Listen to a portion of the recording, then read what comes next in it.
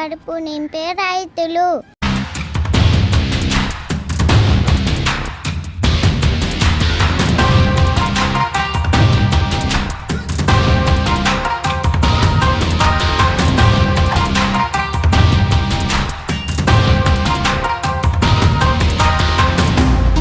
మనకు నీడను ఇచ్చే కష్టజీవులు.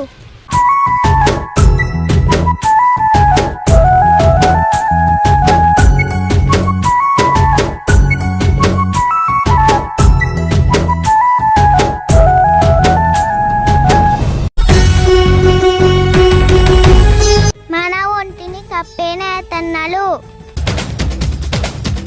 మన ఊరు వాడ శుభ్రం చేసే కార్మికులు.